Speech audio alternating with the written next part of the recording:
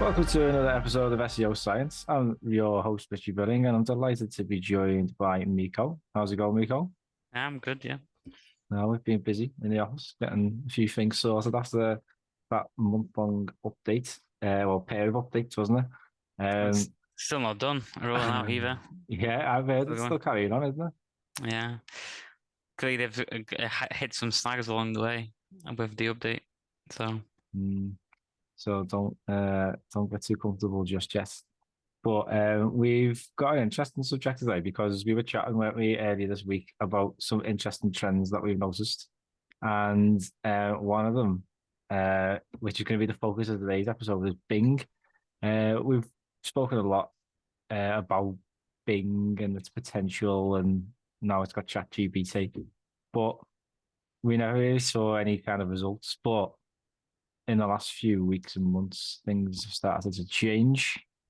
So I think it's before we dive in, it's if you're not familiar with what's been going on, let's talk a bit about the new Bing search functions and designs and how it's all translated in terms of statistics. So Miko, do you want to give us a little overview?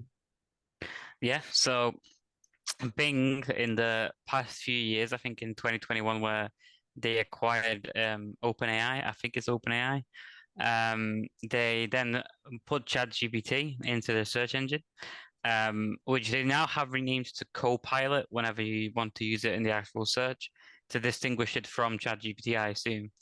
And now you can, if you search, it will ask you questions about your query. It will try to find out where you want to go, and it will try to find out exactly how to get you to that point by using prompt injection strategies and things like that. So if you are experienced at using AI, you can easily find things that you need in the search by itself.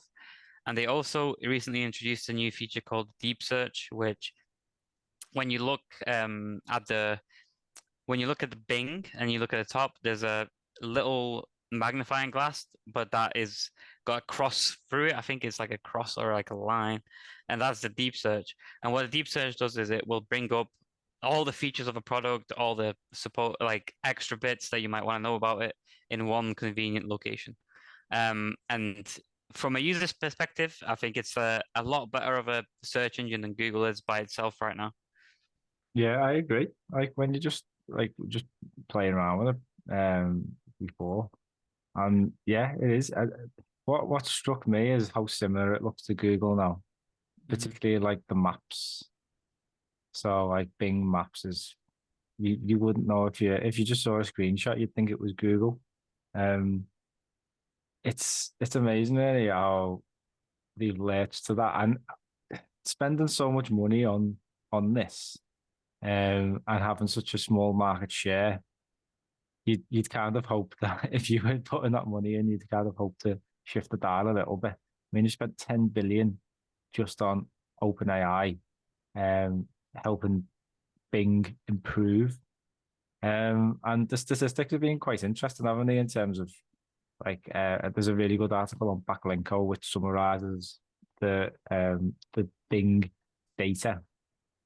Um, Now, the data is only as of January 2024, and we've got a couple of case studies, which we'll talk about later, which look at more recent data, and the jumps there are quite significant.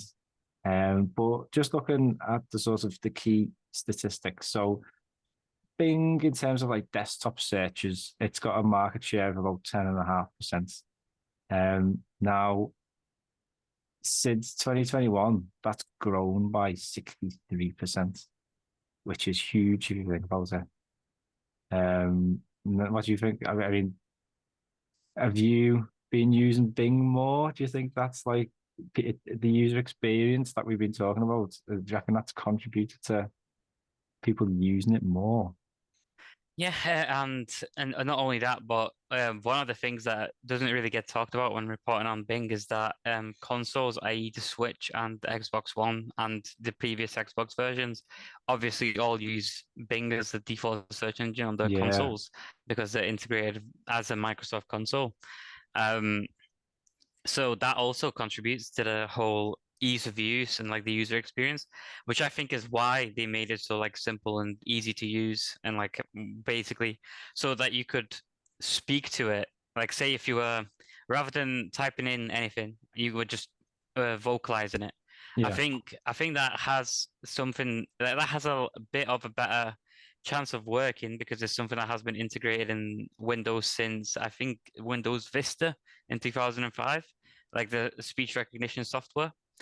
And now because you can just say like Xbox find this for me, or Bing find this for me, it yeah, can makes it a lot better and easier to interact with the AI and the search engine at the same time, yeah. which I think contributes to like the growth that it has seen. The console market is an interesting one because they absolutely dominate that. Like Google's nowhere to be seen. And that is like a good sort of foundation stick for them there. And just looking at like simple things like Microsoft Desktop, like if you're just on your desktop now, the search bar at the bottom is tied into Bing, so you can make searches from the toolbar at the bottom. So obviously that's if it's giving you the results that you want, then you're going to use that more and more. Um, one shocking thing that I found though, which I don't know how it's going to overcome this really. But in terms of the mobile market, Bing only has a 0.5% share, Hmm. which is like absolutely minuscule. Like I'm guessing it's just completely dominated by Safari and Chrome. I know they have all kinds of deals and contracts with each other to make sure that those browsers are used. But in terms of like Bing's impact on the mobile market, that it still remains pretty minuscule. Um, what do you think about Bing potentially expanding the mobile side? Well, this is an interesting one because Bing and Microsoft were in a legal battle with Google for quite a while. Well, I think it was a class action lawsuit or something like that. I think that's what they call them, about monopolizing and not being able to put Bing as a default search engine on Microsoft desktops, which is interesting because Google and Apple have reached an agreement to make Google the default search engine on Safari. So Apple has it. Android is run by like Google APIs and Google App Store. So therefore they have this market share between all the most common mobile brands that you can't really get out of. So what I think is going to happen probably in the future, maybe, a couple of years from now, is that Microsoft will then counter that lawsuit that they went through and say, well, look, on mobile, every single one is default to Google. So what, like, did we get punished? Like, Yeah, why can't we have it on our desktops? you know, it's uh, it's interesting because I suppose Google a lot of Google's power comes from the fact that it's obviously a search engine and it's a browser with Chrome. Hmm. Edge, I still wouldn't really go to use Edge. You know what I mean? It's like Internet Explorer back in the day. It's never been like a something that you'd use. So maybe that is a bit of a weakness in terms of like pairing up the browser with the search engine itself. I don't know. Mm. Well, it does come with a lot of like user experience and user like what the user wants effectively from a operating system versus something like a browser or something like that, Yeah, where a user doesn't necessarily want a browser to be default with their computer because they have so many different options. Like you had Firefox, Opera, you have Chrome, obviously. I can't remember any of the old ones. Netscape, that's a throwback. AOL, there was so many that you could use, um, which are now no longer, in use. Um, which I think also shows like how the technology has moved like so much in the past years. Like things like AOL, people don't even know what those are anymore. And so that's old school at this yeah. point. Oh, every now and then you see a few Blue Yonder email addresses popping up. Oh yeah. If you have a Blue Yonder, So we wanted to talk about some interesting changes to these statistics. I personally think that what I've noticed on my own site, which is an education site, it's richieburn.com. So it's all about writing stuff, creative writing and things like that. But I've noticed a big surge in Bing users. And we were looking at some of the statistics on where the referrals were coming from. Nico, you're a lot better at maths and stuff like that than me, and you've ground the numbers together, haven't you? And you've found some interesting things. So we compared 2023 and we've compared 2024 so far because I've been noticing this little uptick within probably the last 2 or 3 months. Mm. So let's see what you found, Nico. Yeah, so so this is in 2023 and 2024. So first of all, in 2023, your site had 86.37% coming from Google and 8.89 from Bing in terms of total traffic, and other traffic accounted for 4.74% of the total. However, in 2024, your site had 75.31% of the traffic coming from Google, with 16.99 coming from Bing and 7.7 of all other traffic coming from other sources. So that's a big difference. Like that means that in just it's under, well, obviously it's not been a full year, but in between 2023 and 2024, Bing, sorry, has improved by over 100% nearly. Yeah, So it's nearly doubled in the amount of traffic that's coming to it. it's mental, isn't it? Mm. And I was thinking of this before, like, because we've got another, we checked a few other sites and we've got another case study which we'll discuss in a bit. But I was wondering whether it would have anything to do with certain niches and whether like certain niches would perform better on Bing, and whether that would tie into the types of people who use Bing. Because I was looking at some interesting stats before about like the demographics of Bing users. Now there's some really interesting ones like most people who are going to use Bing are between 18 and 44. That's about 70 or 67% of all users are between that age bracket. And I think that ties in quite interestingly with the consoles, because I imagine that age range is going to be playing consoles a lot more. Hmm. Also, 2/3 of Bing users are men, which is an interesting one. Yeah. I don't know if that would that fall under like it just being like more console related maybe, but It could be, but I um know a lot of women play consoles as well. I don't know uh, why 2/3, like so many men are using Bing. mm, Maybe they just like the ease of the ChatGPT. They don't like thinking too hard. mm. Um, but I don't know. It's a bit of a weird one, but I think maybe certain niches might tie in or might perform better on Bing, given things like that. That's just pure speculation. But I don't know. What do you think? Well, it's difficult to judge it just based on the demographic itself. Like 18 to 44 is a massive range as well. Like Yeah, obviously that would be right. two Um, generations in there. so maybe it's like I would expect it to be noticeably older. Is because like obviously if you're an older person and you have come pre-programmed the computer, you have like this option to like instantly just go on Edge and then go on Bing and then all of that combined.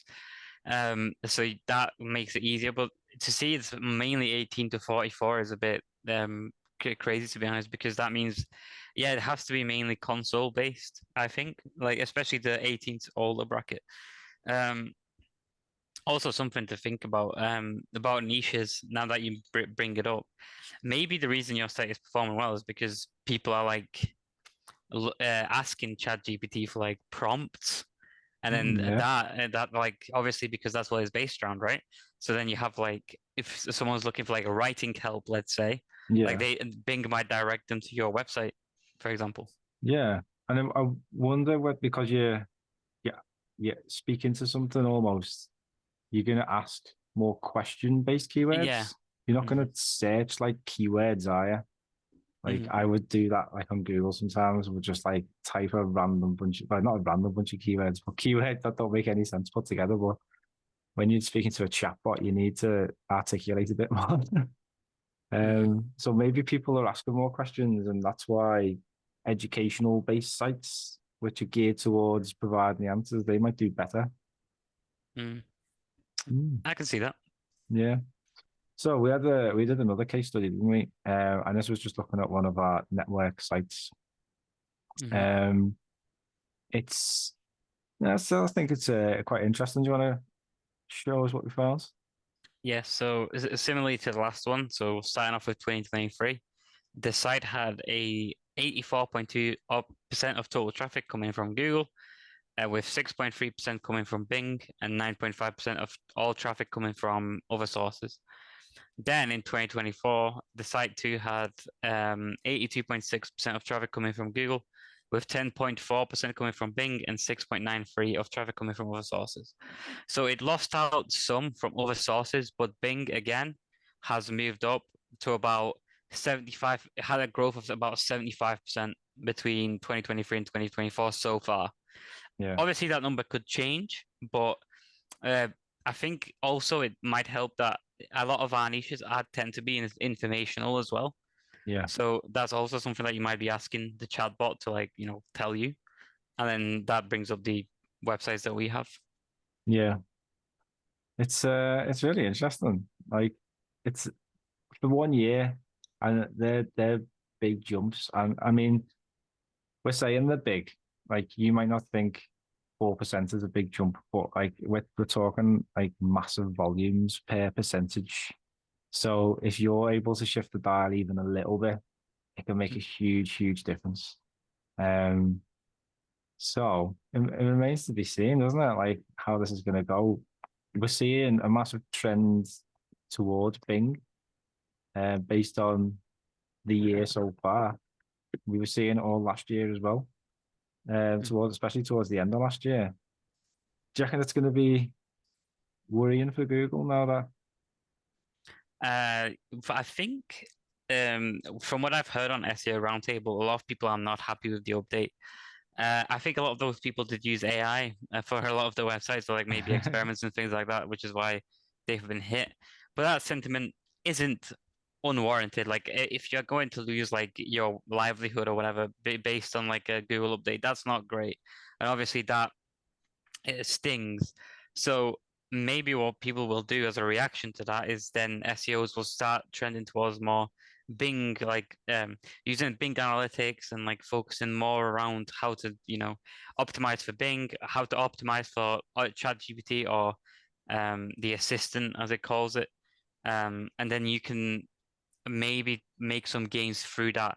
Obviously, it's still considerably smaller than Google. Like there is a big difference in market share.